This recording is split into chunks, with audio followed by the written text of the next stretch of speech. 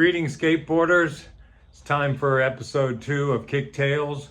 We're going to take a trip down faded memory lane to the mess contest, and it's supposed to be at Brett Parrott's ramp in Tennessee, but things happen. So here we go. Paul Schmidt, John Grigley, Steve Marinac, and I piled in Paul Schmidt's van. Now when we talk about Paul Schmidt's van, well, you have to know that it's a VW bus and it always breaks down. It breaks. We had 3 flat tires on one trip to Gainesville, and we got stuck in, I think, 2nd or 3rd gear on the way back from Jacksonville one time. So it was always an adventure. Also, Paul's Volkswagen bus was basically undrivable by anybody but Paul. I could drive it a little bit, but only Paul could really operate it. The brakes were terrible. You had to do some sort of weird, like, figure 8 dance with your hand to shift it. So basically, other than Paul, I was the only person that could work it at all. So the plan was we were going to drive up from Tampa, Florida, through Georgia. Somewhere in Georgia, Paul would let me drive for a little while on the freeway and finish off the trip. So at least that's what I thought was going to happen. So we're driving along, and actually it's getting late in the day, and me and John and Steve are all like sleeping in the back, you know. And then Paul wakes me up and goes, "All right, Chuck, it's your turn to drive." And I look around, I'm like, "Where the fuck are we, Paul?" And he looked on the map and saw us what he thought was a shorter route, but actually it took us through the gnarly mountain roads, just hours and hours of gnarly mountain driving. And I'm like, "Paul, why did you get off the freeway?" And he's like, "Oh, this is short." I'm like, "Dude, I can't drive this car on these roads. I can't, you know, like, so you're going to have to drive it." So that's what happened. Paul drove through the night. Took us, I don't know how many more hours. Like, we didn't get to where we were going until sun was rising. So we finally get out of the mountains. We're merging onto the freeway. A truckload of cows sideswipes us. So we didn't crash or anything, but scratched the side of Paul's bus, and Paul got cashed out by the guy. So actually, even though the van got messed up, little Paul had some extra cash in his pocket. So finally we make it to Britt's house, and it's raining, and it's not going to stop anytime soon.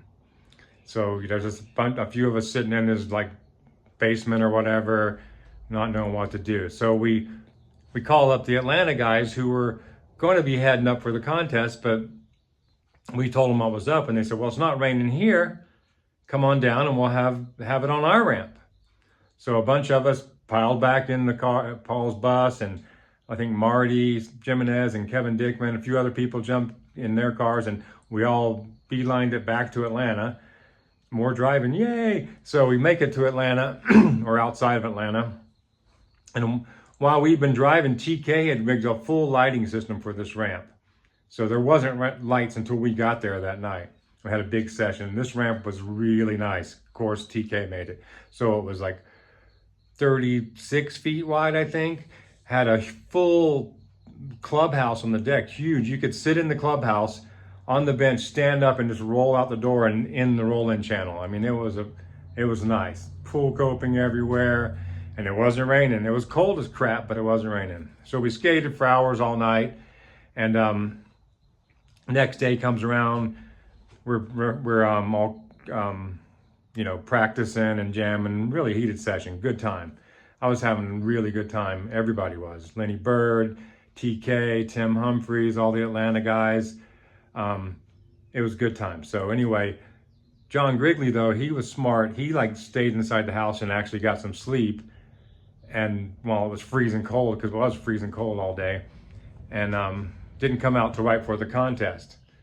So right before the contest happens, unfortunately for me, like on one of my last practice rides, bam, smashed my thigh and got the gnarliest hematoma.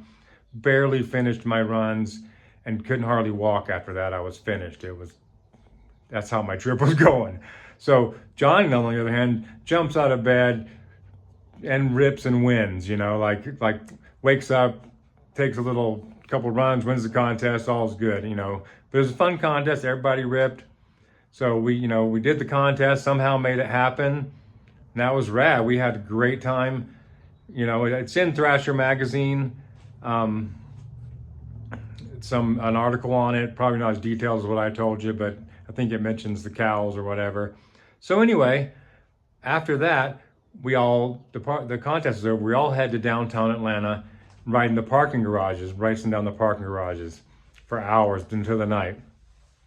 And somewhere along the line, we wind up at Peachtree Plaza Hotel. And if you don't know about Atlanta, it's this big, tall glass building, skyscraper, and it has a glass elevator that goes up the outside, sort of a Willy Wonka looking thing, I'd never been in, I just had seen it because I used to live in that area, but I'd never been in. So we all charge into the hotel, some of us knee pads on, sweaty, stinky, gross skateboard dudes.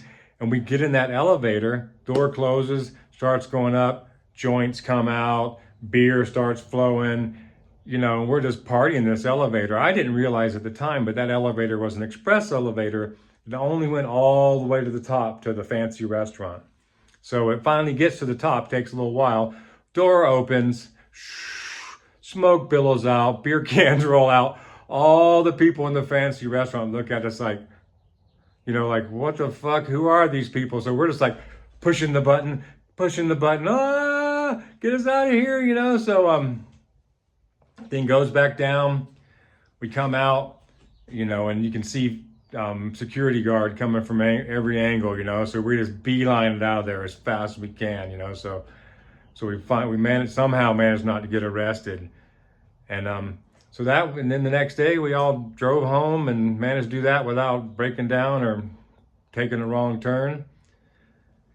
And that was just another day in the old days when it was really hard to have a contest and you had to drive across the freaking country and you weren't even sure if it was going to happen or where it was going to happen or who was going to show up. But we always had a fun time anyway. So, well, that's it for today. And hope you enjoyed it. Skate as much as you can. Sorry if the audio is not good. My microphone's not working, but I'll get that fixed for next time. This is Chuck Bolts signing off. Truck Bolts signing off. Talk to you later.